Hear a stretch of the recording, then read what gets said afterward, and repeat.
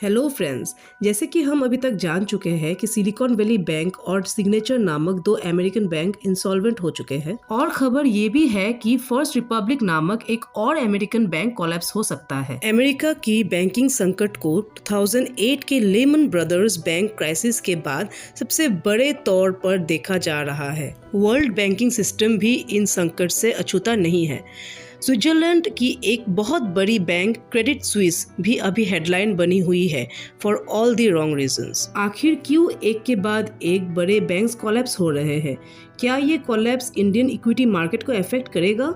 आइए इन सारी क्वेश्चंस को समझने की कोशिश करते हैं। पहले समझते हैं सिलिकॉन वैली बैंक कोलैप्स के बारे में। Silicon valley bank tech startups और वेंचर कैपिटल फर्म्स जो इन स्टार्टअप्स में इन्वेस्ट करती है, ये बैंक उनको लोन्स देता था और यही इस बैंक का बिजनेस मॉडल भी था। बदले में ये स्टार्टअप्स अपने बैंक अकाउंट्स इसी बैंक में खोलते थे और यही से इस बैंक को कैपिटल भी मिलता था। सिलिकॉन वैली बैंक ने इन कैपिटल्स को गवर्नमेंट बॉन्ड्स और सिक्योरिटीज में लॉन्ग टर्म इन्वेस्टमेंट कर दिया, जो कि एक तरह से सही भी था। गवर्नमेंट बॉन्ड्स कम वोलेटाइल होते हैं और लंबे समय के निवेश में एक अच्छा रिटर्न या यील्ड भी देते हैं। सिलिकॉन वैली बैंक्स ने टोटल इन्वेस्टमेंट का लगभग 75% अमाउंट इन्हीं बॉन्ड्स सिक्योरिटीज में इन्वेस्टेड था। लेकिन इस बैंक में अचानक run on the bank situation create हो गया। रन ऑन द बैंक का मतलब है कि एक ही समय में बहुत सारे डिपॉजिटर्स या इन्वेस्टर्स बैंक में चले आते हैं अपना इन्वेस्टेड या डिपॉजिटेड मनी विड्रॉ करने के लिए। हर बैंक अपने इन्वेस्टर्स या डिपॉजिटर्स के पूरे पैसों को रीइन्वेस्ट नहीं करता है, बल्कि कुछ कैश अपने पास हमेशा अवेलेबल रखता है ताकि डिपॉजिटर्स के विड्रॉयल्स को मीट किया जा सके।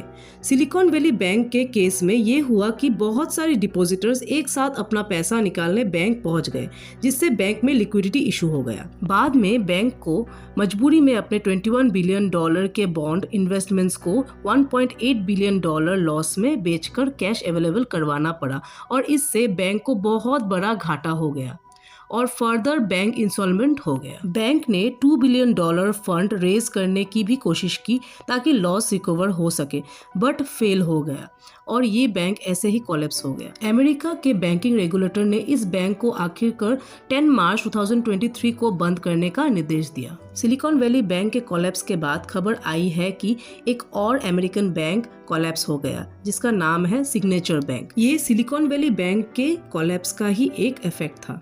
12 मार्च 2023 को रेगुलेटर्स ने इस बैंक को भी बंद करने का फैसला किया। बैंकिंग कोलैप्स का सिलसिला यहाँ थमने का नाम ही नहीं ले रहा है।